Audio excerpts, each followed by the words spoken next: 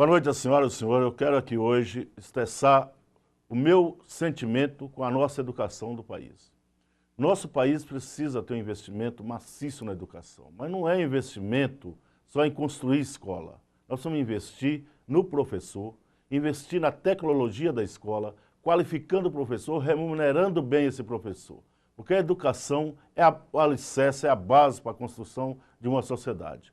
E uma sociedade como o Brasil, que é expressa, é grande e não tem uma formação de base, acontece o que acontece hoje com a política desse país. Nós vamos ter a formação política no banco da escola para que nossas crianças, o nosso jovem, saia da escola tendo seu conhecimento político para saber em quem votar e como construir um país verdadeiramente voltado ao interesse da sociedade, voltado ao interesse das causas sociais, e é o que nós precisamos construir nesse país. Portanto, sou a favor, como o meu partido, PDT, de uma educação completa, uma educação de período integral, uma educação onde o jovem tem a escola, o esporte, o lazer e a cultura.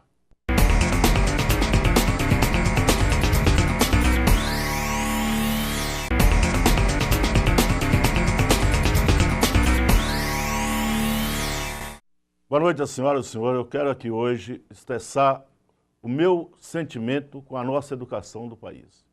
Nosso país precisa ter um investimento maciço na educação, mas não é investimento só em construir escola. Nós vamos investir no professor, investir na tecnologia da escola, qualificando o professor, remunerando bem esse professor. Porque a educação é o alicerce, é a base para a construção de uma sociedade. E uma sociedade como o Brasil, que é expressa, é grande e não tem uma formação de base, acontece o que acontece hoje com a política desse país. Nós vamos ter a formação política no banco da escola para que nossas crianças, o nosso jovem, saia da escola tendo seu conhecimento político para saber em quem votar e como construir um país verdadeiramente voltado ao interesse da sociedade, voltado ao interesse das causas sociais, e é o que nós precisamos construir nesse país. Portanto, sou a favor, como o meu partido, PDT, de uma educação completa, uma educação de período integral, uma educação onde o jovem tem a escola, o esporte, o lazer e a cultura.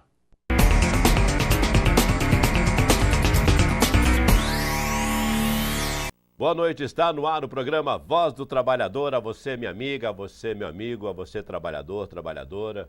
Muito obrigado pelo carinho, prestígio da sua audiência, sempre acompanhando o nosso programa, todos os sábados das 7 às 8 e a reprise aos domingos também das 7 às 8 da noite.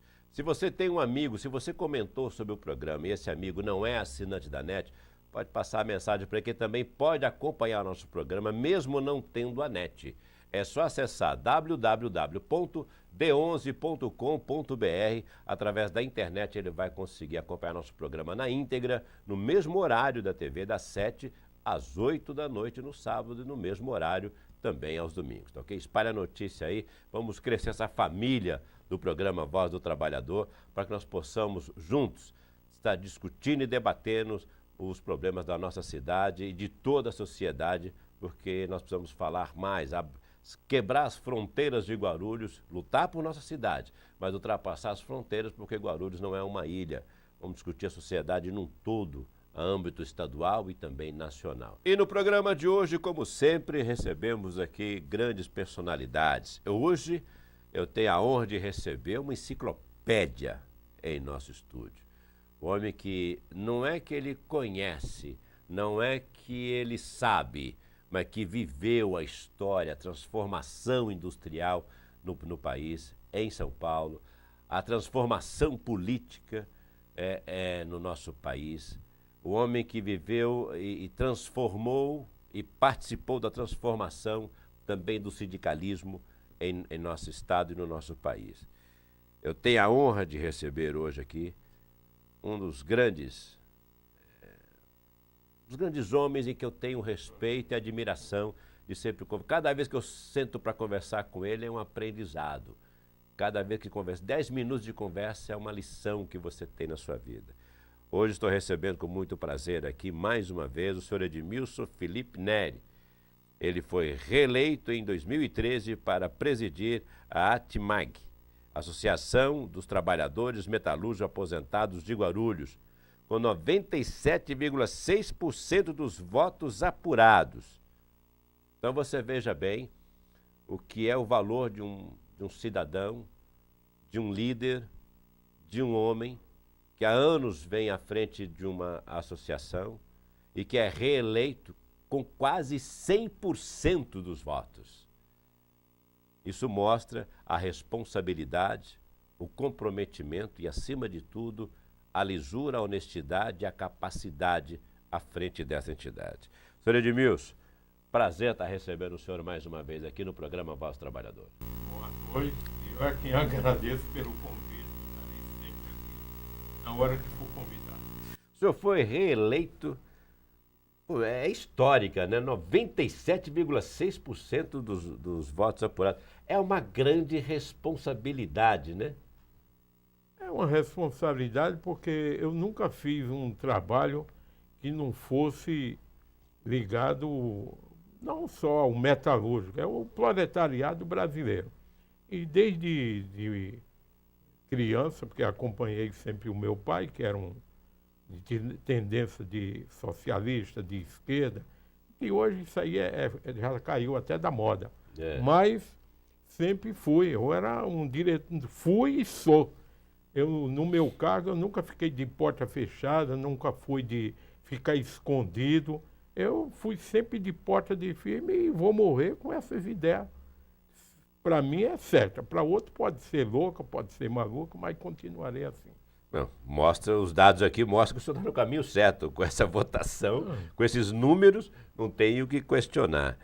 Senhor Edmilson, vamos entrar num ponto que hoje é uma categoria que a gente vê que é injustiçada hoje no país, é os aposentados. Pelo seguinte, são seres humanos, são trabalhadores e trabalhadores que ao longo de sua vida trabalhou, gerou economia para o município, o estado e também pelo país, contribuiu nesses anos todos para que pudesse, ao fim da sua carga de trabalho, onde seu corpo mais não aguenta exercer as funções, ter uma aposentadoria, uma vida digna. No entanto, isso não acontece com os aposentados no país hoje. Trabalhou a vida inteira, contribuiu. Se hoje estamos aqui usufruindo de uma cidade bem estruturada, de grandes indústrias, tudo isso começou com eles. Foi eles que estruturaram, veio trabalhando para estruturar, para nós estamos usufruindo tudo o que estamos usufruindo hoje aqui. E não são reconhecidos, não são valorizados. No dia 24 de janeiro, é a marca do Dia Nacional do Aposentado. A associação que o senhor preside hoje fará algum evento para comemorar alguma coisa nessa data, ou não há o que comemorar, ou é um dia de reflexão? Olha, o dia 24 de dezembro sempre foi um dia que nós aposentados até hoje não comemoramos com festa, mas sim com a luta de reivindicações.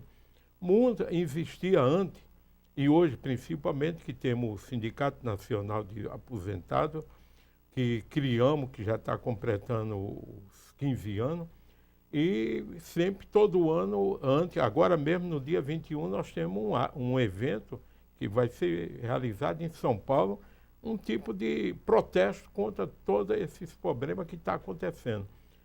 Porque haja vista que a nossa luta sempre foi de reivindicação e isso há muito tempo. E nunca tivemos reconhecimento de... Os políticos falam que vão lutar pelos aposentados. Depois que são eleitos, esquece do problema.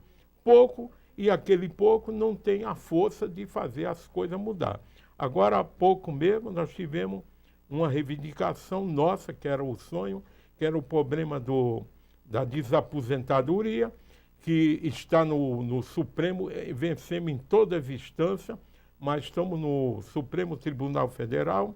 Quando tinha a nossa esperança era com o Joaquim Barbosa, que ele estava levando o problema para frente, houve a votação e dos 11 juízes, 2 votaram a favor e 2 contra, e veio uma juíza que pediu a suspensão para um estudo melhor. Com isso daí, faz mais de 1 ano ou 2 que está parado. Mas, independente disso, A Câmara Municipal aprovou essa reivindicação nossa. Foi para o Congresso Nacional, também aprovou. E a presidente vai e veta. O problema dela vetar, não tem problema, é um direito que assiste na democracia, a gente tem que engolir sapo mesmo. Vetou. Agora, onde é que está aquela mesma Câmara e aquele mesmo Senado que aprovou e por que não derrubou o veto dela? Não, ficou do jeito que ela vetou. Mas esse ano já está se esperando o presidente agora do Supremo já deixou claro que no mês de fevereiro o problema da desaposentadoria vai ser votado para ver se temos ou não temos direito. Por outro lado, Lewandowski, né, que está presidindo essa E por outro lado, nós tivemos uma pequena vitória, porque sempre nós reivindicamos que o nosso salário, a reposição do salário mínimo, que nunca tivemos. O que acontece? O aposentado que ganha o salário mínimo, ele tem um percentual maior. Quando chega para aqueles que ganham acima do salário mínimo, é menor. Ou seja, um tem 8, o outro tem 5. Eu estou fazendo assim uma hipótese, arredondar os valores. E esse ano tivemos uma surpresa assim que saiu nos jornais e está sendo bem divulgado, que vamos ter quase o mesmo valor mesmo a presidente vetando também, vetou, mas tivemos essa vitória que vai ser pago quase o mesmo valor para quem ganha o salário mínimo. Ou seja, 11,67 para quem ganha o salário mínimo e quem ganha acima do salário mínimo vai ter 11,28. Isso quer dizer que nós vamos ficar uma diferença de 0,39%. Quer dizer, é um avanço pequeno? Porque a nossa reivindicação, desde que seja, é melhor do que retroagir. Agora, a presidente Dilma, justificando o veto, ela disse o seguinte, que a desaposentadoria poderia onerar muito o INSS, que já anda com a situação financeira meio crítica. Ou seja, os aposentados hoje não são assistidos às suas reivindicações, das suas correções de salários, e sempre coloca a culpa no INSS, que não vai ter dinheiro para cumprir todos os compromissos salariais. O senhor acha que tem fundamento culpar o INSS, uma vez que todo mundo arrecada para o INSS o dinheiro, pelo menos do trabalhador que é tirado da contribuição, deveria ir para o INSS? Nós não sabemos se vai realmente, ou parte dele vai para o INSS. O senhor acha que ela tem razão em vetar com essa justificativa que se der o aumento e se aprovar a desaposentadoria, poderia causar um caos financeiro no INSS? Não, porque no tempo ainda do Fernando Henrique, ele foi ser o presidente com todos os defeitos, mas nesses últimos anos ainda foi não foi um dos melhores, foi um que deu para enganar bem.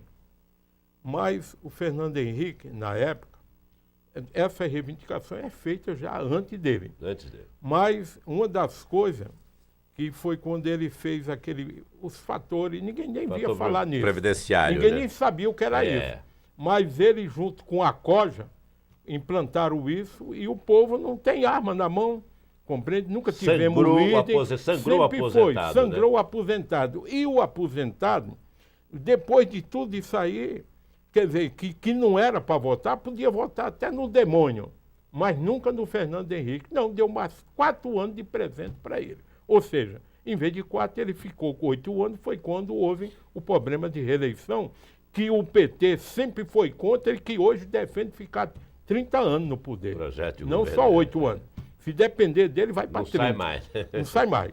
Então, é aquele negócio. Agora, o Fernando Henrique também negou o desconto da mensalidade do Sindicato Nacional Aposentado, quando nós fundamos, que tinha que todos os aposentados, fundado inclusive com o apoio do Paulinho da Força, foi um cara que ajudou a fundar o maior sindicato junto com nós não é da América do Sul nem da Europa, do mundo, que o Sindicato Nacional dos Aposentados se transformou no maior sindicato do mundo.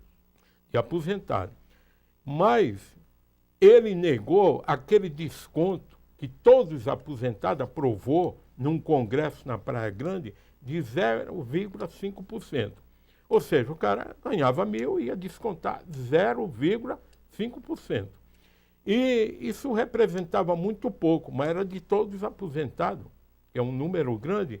E o que aconteceu? Ele terminou o mandato e não liberou. E o Lula, quando foi eleito, foi um dos pedidos que ele atendeu. Com isso, deu para o sindicato comprar sede própria e hoje somos uma potência. E se estruturar até para as reivindicações. Estruturar para reivindicações, não só de aposentado, de todos os brasileiros. Porque lá não é a casa só de idosos nem de aposentados. Lá é para todos. Inclusive não tem discriminação, pode ser advogado, pode ser todo pensionista e aposentado. É o local. Tudo bem. Então, houve esse desconto. Agora, com o Lula, quando assumiu logo, ele falou, isso inclusive numa entrevista que eu dei aqui, parece que eu falei isso ou foi em outro canal, que nós sempre achamos que isso era uma mentira. Eles são mentirosos. Porque tu se refere a quem? O INSS. Porque o INSS nunca deu prejuízo para a nação. Pelo contrário, se hoje colocar a venda para privatizar o INSS, todo mundo quer. O Banco Itaú e o Bradesco caem em cima. Todo mundo quer. Como é que você é lucrativo, né? vai comprar uma coisa... Se fosse ruim, ninguém queria. Como é que eu vou comprar uma casa que está dando prejuízo? Exatamente. Compreende? Exatamente. Isso é mentira. E o Lula falou que o INSS, que nunca deu prejuízo, e na época ele falou que nós tínhamos um superávit de mais de 400 milhões. Compreende? Agora, hoje, vem a presidente Dilma, que foi eleita pelos trabalhadores, não por mim, que eu sou trabalhador, mas nunca votei nela. Compreende? Mas que foi votado pelos trabalhadores. Tudo que se fala para o trabalhador, seja ele da ativa ou aposentado, aí já fala logo que tantos milhões vai ser pago, vai ser de prejuízo que não tem dinheiro. Eu vejo príncipe, primeiros-ministros andando daqui para a Europa e quando vem de lá para cá em avião de carreira. E vão se hospedar nas embaixadas, porque já é um palacete. Verdade. Cada nação tem um palacete tem a sua naquele país. lá, muito bem estruturada. E o presidente, o representante do nosso país tem que ir para a embaixada, não para o hotel que fica uma diária de 8, 10 mil dólares. Tu já pensou 10 mil dólares hoje? E não só ele, né? Fecha quase um hotel inteiro. Aí vai ela com um avião de 30, 20 pessoas e um avião cheio de parasita atrás e vai tudo para esse hotel. Então, companheiro, tem que se pensar nisso. Agora, eu não jogo culpa em nenhum deles, nem dos senadores, nem dos governadores, porque eu não vi, nos 20 anos que nós lutamos contra a ditadura, nós dizia que não reconhecia, porque ele não tinha sido eleito por nós.